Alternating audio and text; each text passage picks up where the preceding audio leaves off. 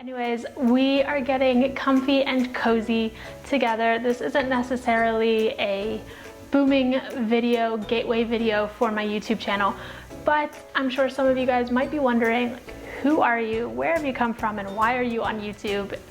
How are you going to help me? So my name is Tamra Chace, and I am the owner and founder of Chaces Company, which is the name of our YouTube channel. I started dancing when I was about 4. My mom put me in dancing because I was very shy. Did it help? Yes, now it did at the end of the road. Then it was a struggle still. And even college I was still super shy and very, very quiet. Now things have changed and I'm much more comfortable in my own skin. And then I went to a performing arts high school, which is where I really found my passion for dance. There was a teacher there, Ms. Brunson, that just changed my entire perspective of dance, and that's where I fell in love with it, and I said, I miss it, and this is what I want to do for the rest of my life. Studied dance. I did my bachelor's, my BFA in ballet performance and dance education, so a little bit of a double major going on. I went to University of the Arts in Philadelphia. I stayed in the States for 6 months after I graduated, and then I fell in love and moved to South Africa for a guy that I met on Facebook in 2008 when it was really dodgy and we didn't tell people that we met on the internet because it was just not a social norm as it is now. Anyways, I picked up, I sold everything, dropped my cat off at my mom's and booked an airline ticket to South Africa to visit, and 2 trips later I ended up moving. 6 months, if anybody watching this has moved countries, it is so tough. It's one of the toughest things that anyone can do, and now I can say that I've pretty much done it twice and I don't plan on doing it again. Visiting is one thing, moving is a whole nother concept. I moved to South Africa not knowing a single person other than Justin, this guy that I met on Facebook and was kind of dating. He's now my husband and we have a beautiful family together. But at the time, I left for a guy, and I always told myself that I was never going to second my dance career for a relationship. But for some reason, I did this one, and it was for a good reason, because I am where I am now. What it feels like and the mental things that go through your head living on the African continent, things are just different. People in South Africa are very friendly and very welcoming, very well-mannered, which is something that I learned and I pride myself on and I value now. Over there, everybody greets everybody. If you are passing somebody in the gym, for example, I'm using the gym because when I moved back to the States, I would walk in, good morning, how are you? Hi, how are you? Like, that's the norm in South Africa, but here people look at you like you're crazy. Let's get back to dance talk. I was in South Africa, I was twiddling my thumbs thinking, oh my goodness, what am I gonna do for work? I'm in my dance prime. I was 21 years old. I was super strong. I just graduated college. I was in the best technical condition that I was ever going to be in. And I was fearing that I was wasting it. There, it's a little bit of a different dance scene to the States, but I did audition and I tried to get in, and I knew that I was just as good as these people, if not better some of the time. And I wasn't getting hired. I didn't know why. Withdrawn. The dance industry is very cliquey there, and you have to know somebody on a personal basis in order to get hired. Maybe I'm playing victim, and I hope I'm not, because I'm not that victim mentality, but it was tough. It was tough to get in. I felt like an outsider. There were 2 people who were extremely kind and welcoming in the dance industry. Actually, let's make that 3. When I arrived and got to work with. And the first one is Nicola Brosnahan, and then Quintus Jensen, and then also David Matamala. He is a choreographer over there who was also just super kind and always willing to lend a helping hand. So I did get in with those 3 choreographers over there that opened their doors and really made me feel welcome, and I'm always going to remember them for that. I had student loans, I had debt that I had to be paying back in dollars while I was earning rands living in Africa. So I needed to do more. I needed to figure it out. I wasn't going to sit around and wait for somebody to present me with something. I thought if the work isn't coming my way, then I'm going to create my own work. I started teaching at a local Pekinwood college. while I was teaching hip hop, I had this adorable little blonde-haired, blue-eyed girl come up to me, Kirsten, if you're watching this. Kirsten approached me and she's like, I want to learn to really dance. Please can you teach me ballet and teach me how to do everything that you can do?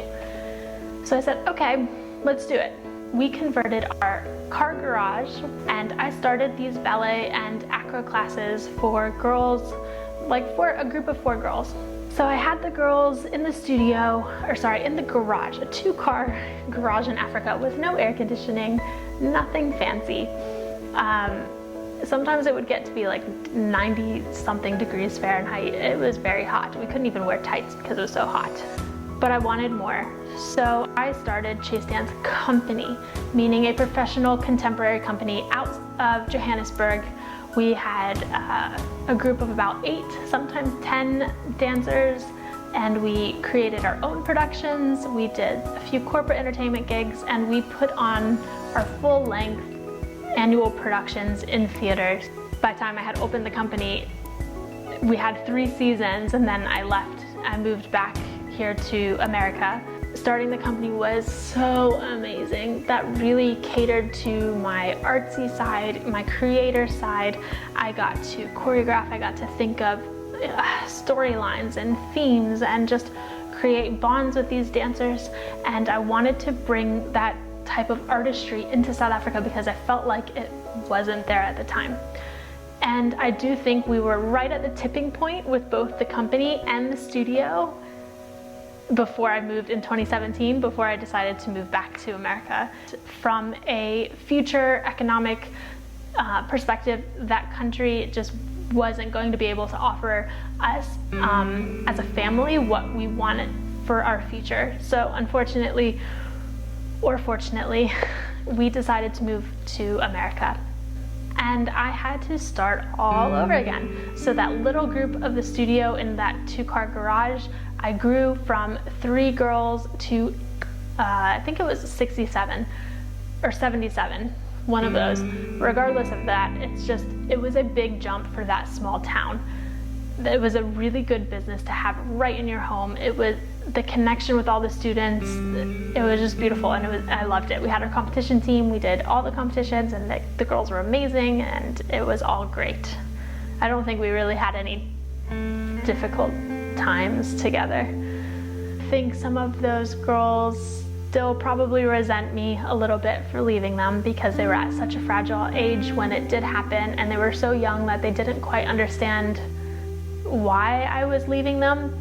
I think they kind of felt like, oh, she did all of this for us and we actually mean nothing, and she left us. I hope that as they get older, they understand a little bit more on why we had to do what we did. Leaving them was the toughest thing ever. And this is the first time I'm actually getting a little bit teary-eyed, even just sitting here talking to my camera. Just like they say with the first love, the first cut is the deepest. The girls and the students in South Africa, they were my first love. I mean, I don't even know if they really feel the same way about me as much as I feel about them, and that's okay. I know they were young kids, and they're still young. They're like 14 now, but I hope that I can create what I had there here in the States. That's the goal. And so let's get off topic. No more sentimental things. Let's talk about moving to the States and where I have been now. Now I have nothing. Starting all over again. Know nobody in this area. I don't know anyone. All of my professional dance contacts were in Philadelphia or New York, and now I'm in Orlando, Florida. Why did I choose Orlando, Florida? Because my parents are here, so I had some sort of a support system.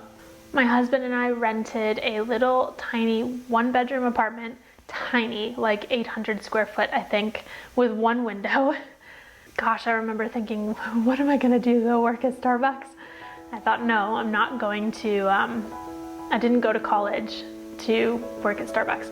I've made it a mission. Like when I graduated college, I was like, I'm going to be able to make a complete living off of dance, anything dance related, I promise. Because my teachers in college used to say, oh, you're gonna have to work at the pizza joint or, you know, something else to bring a side income in with your dancing. I was determined not to do that. And I can proudly finally say that I'm fully dance related and I can completely support myself. So I'm in this little apartment thinking, what am I gonna do? I'm trying to think of, oh, I know what I did. There was a little cardio room downstairs in this apartment complex that we were renting. And I thought, okay, it's super tiny, but we can do something with this space. I randomly Facebook messaged people who lived in our area that looked like they would be good clients, meaning happy, beautiful looking family.